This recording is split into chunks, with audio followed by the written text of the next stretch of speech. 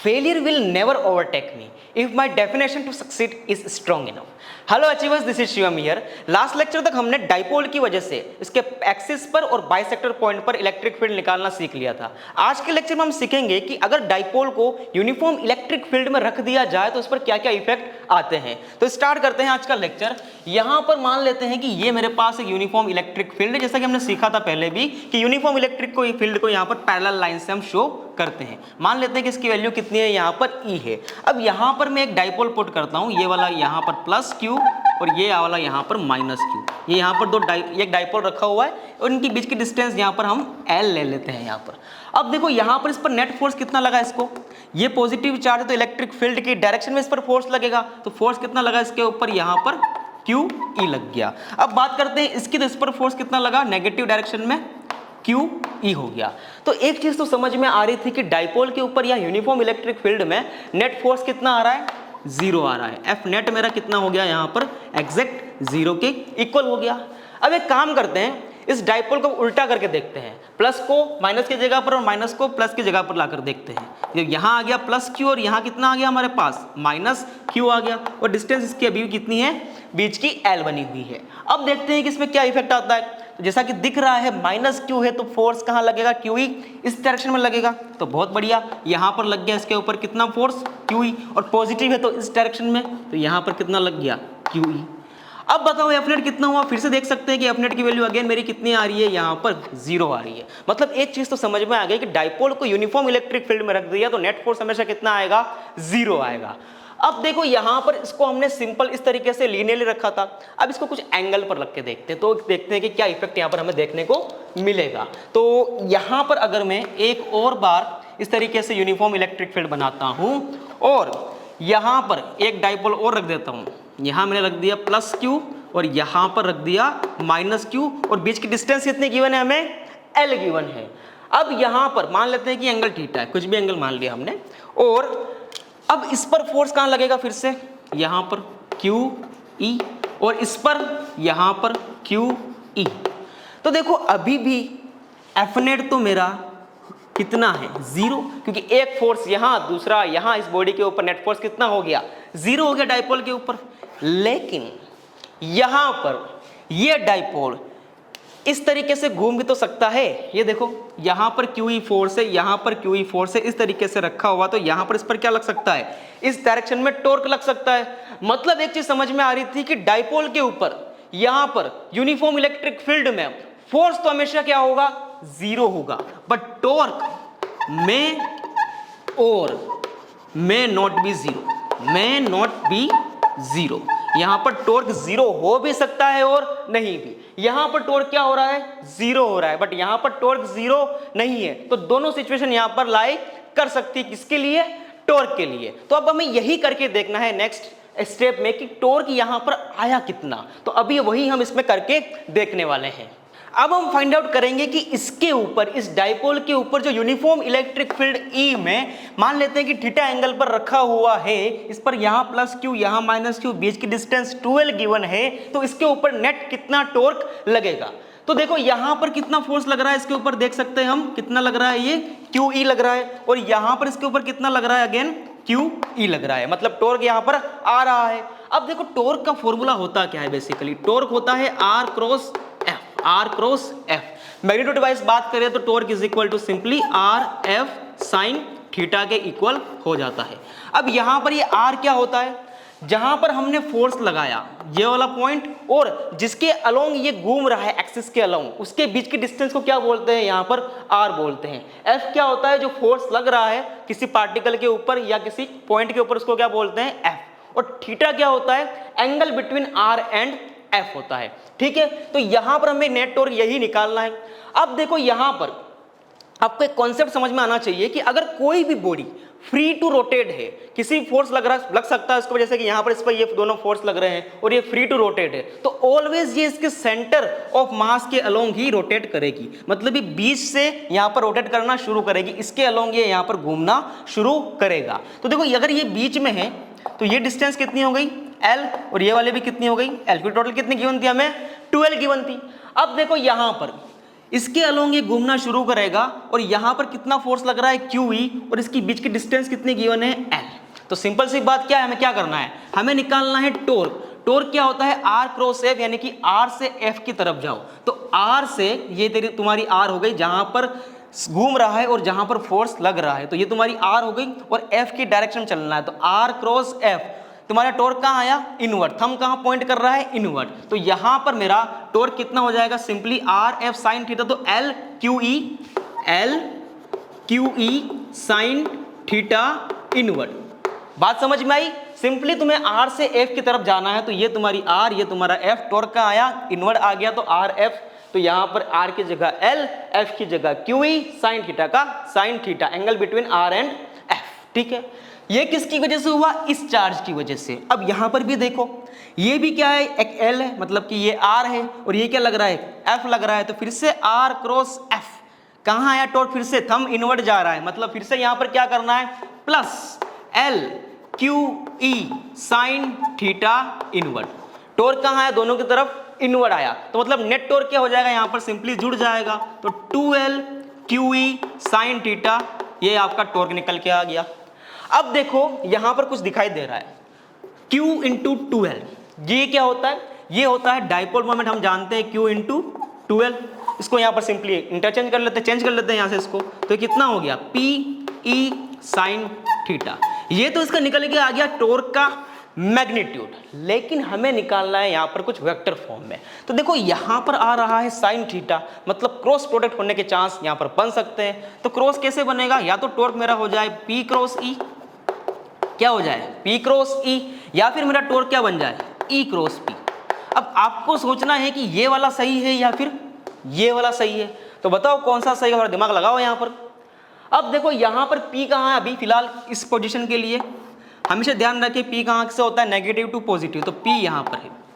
अब P यहां है और इलेक्ट्रिक फील्ड सामने की तरफ है, तो P क्रॉस E, थंब कहां आ रहा है, इनवर्ट आ रहा है, और हमारी टॉर्क भी कहां लग रही है, इनवर्ट लग रही है। देखो सोचो इस बारे में, अगर मैं E क्रॉस P करता हूं तो मुझे क्या करना पड़ेगा, यहां से E से P की तरफ आना पड़ेगा, और मेरा यहां पर नेट टॉर्क कितना आएगा, बाहर की तरफ। जबकि हम जानते थे कि हमारा नेट टॉर्क कहां आ रहा था, इनवर्ट आ रहा था। तो जहां पर ये टॉर्क लग रहा है वहीं पर ये टॉर्क लगा, तभी तो आंसर मैच होगा, क्योंकि इसी का तो ये वैल्यू है।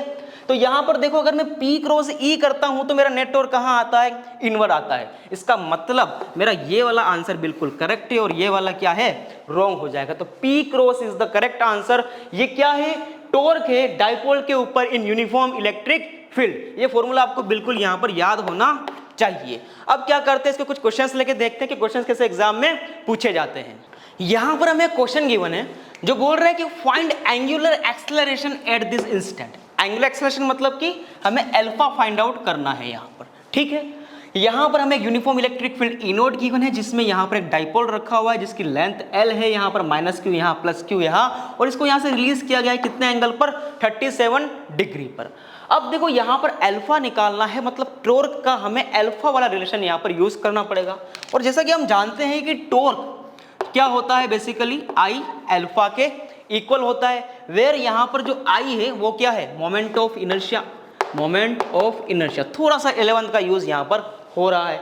तो टॉर्क क्या सीखा हमने जस्ट अभी, PE साइन थीटा, वो किसके इक्वल हो रहा है, I अल्फा के इक्वल हो रहा है।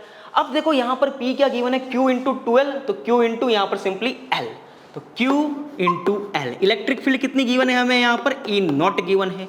साइन थीटा कितना गिवन है यहाँ पर, 37 गिवन है, तो साइन 37, बहुत बढ़िया। अब क्या करना है हमें यहाँ पर, अल्फा निकालने के लिए I की वैल्यू यहाँ से निकालनी पड़ेगी।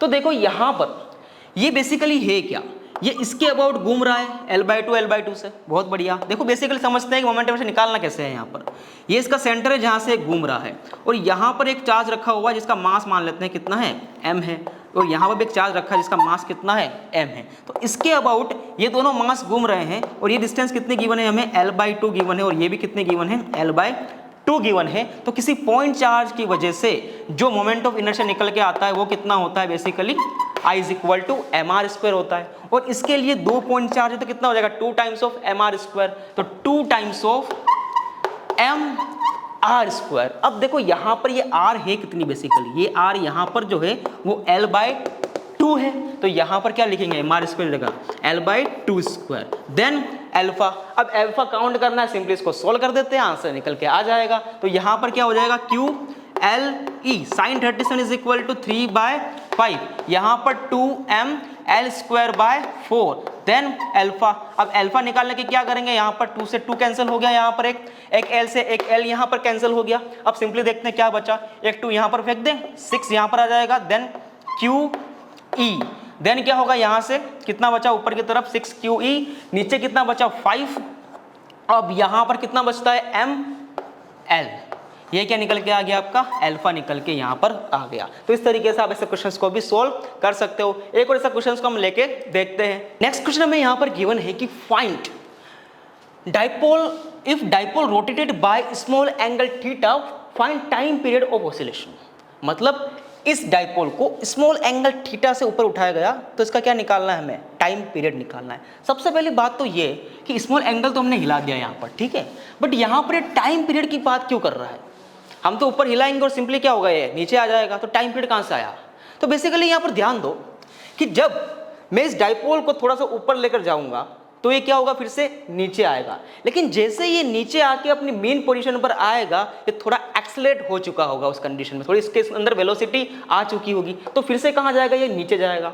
अब जैसे ही नीचे इसकी इस एक्सट्रीम पोजीशन तक जाएगा, फिर से ऊपर आएगा। अब जैसे ही ऊपर आएगा, फिर से क्या होगा, इसकी कुछ वेलोसिटी आ चुकी होगी, तो फिर से ऊपर जाएगा। तो इस तरीके से ये खेलता रहेगा। बेसिकली मैं क्या कहना चाह रहा हूँ कि अगर यहाँ पर ये डाइपोल को थोड़ा सा भी एंगल थीटा ऊपर दिया, तो क्या हुआ, यहाँ से हमने छोड़ा।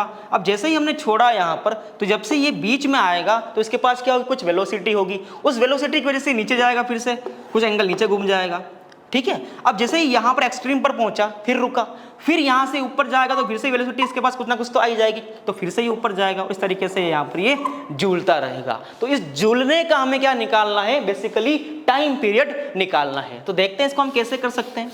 सबसे पहली बात तो ये कि आपको यहाँ पर डायरेक्ट टाइम पीरियड के फॉर्मूलेस याद होने चाहिए। अगर हम बात करते हैं टाइम पीरियड के फॉर्मूले की, तो F is equal to -kx की इक्वेशन जब बनती है सिंपल SHM की, तब हमारा टाइम पीरियड का जो फॉर्मूला निकल के आता है वो होता है T is equal to 2 root में m/k, where k is the this constant, है ना।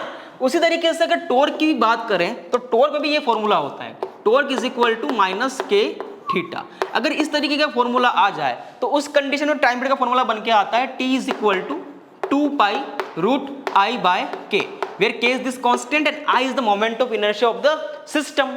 अब यहाँ पर हमें क्या निकालना है, बेसिकली k निकालना है, क्योंकि I निकालना तो हमें आता है। और k कैसे निकलेगा, यहाँ पर टॉर्क के फॉर्मूले से। तो देखते हैं यहाँ पर क्या हो रहा है। अब हम क्या करेंगे, इसको स्मॉल एंगल क्या करेंगे, ऊपर हम इसको लेके जाएंगे। तो अब देखो यहाँ पर क्या करना है, टॉर्क का फॉर्मूला होता है P क्रॉस E। क्या होता है यहाँ पर, P क्रॉस E होता है। और बेसिकली इसको कैसे लिखते हैं हम, PE साइन थीटा के फॉर्म में लिखते हैं, दिस इज। अब यहाँ पर देखो, हमने थीटा कहाँ घुमाया, इस डायरेक्शन में, टॉर्क कहाँ आया, इस डायरेक्शन में, थीटा कहाँ घुमाया, ऊपर की तरफ, यानी कि बाहर की तरफ डायरेक्शन आई, और टॉर्क कहाँ आ रहा है, इसका अपोज करते हुए अंदर की तरफ आ रहा है। मतलब यहाँ पर जो थीटा है वो अपोजिट है इस टॉर्क के, इसलिए यहाँ पर मैं क्या लगा रहा हूँ, नेगेटिव लगा रहा हूँ, क्योंकि इसका आना जरूरी है इस फॉर्मूला को सेटिस्फाई करने के लिए, इस फॉर्मूला को सेटिस्फाई करने के लिए। तो यहाँ पर मेरे पास क्या आ गया, एक नेगेटिव आ गया। अब यहाँ पर देखो, इसने बोला rotate by small angle theta. अगर थीटा मेरा स्मॉल है, मतलब मैं साइन थीटा को ओनली क्या लिख सकता हूँ, थीटा लिख सकता हूँ। मतलब मैं क्या लिख सकता हूँ, torque is equal to -PE theta. अब देखो ये बिल्कुल एग्जैक्ट फॉर्म में आ चुकी है। यहाँ पर k की वैल्यू कितनी गिवन है मुझे, k की वैल्यू यहाँ पर मुझे गिवन है ओनली PE, और P क्या होता है, Q इंटू L। तो क्या करना है, सिंपली इस फॉर्मूले में पुट करना है फिर से। तो क्या निकल जाएगा मेरा टाइम पीरियड का formula, T is equal to 2 root में I कितना हो जाएगा, हम जस्ट पहले निकाला है हमने एक क्वेश्चन पहले, इसमें वो हो जाएगा m2 टाइम्स ऑफ mL/2 का whole square, this is I। और k की वैल्यू मुझे कितनी गिवन है, PE। P कितना होता है यहाँ पर, Q into Q into L, and यहाँ पर किससे मल्टीप्लाई करना है, E से। तो ये आपका आंसर निकल के आ गया। इसको सॉल्व कर लो, सिंपल बना लो इसको। ये आपका क्या निकल के आ गया, इस ऑसिलेशन का टाइम पीरियड निकल के आ गया। तो आई होप कि आपको ये लेक्चर समझ में आया होगा कि किस तरीके से एग्जाम में क्वेश्चंस आपको पूछे जा सकते हैं। तो मिलते हैं फिर से नेक्स्ट लेक्चर में, तब तक के लिए पढ़ते रहिए।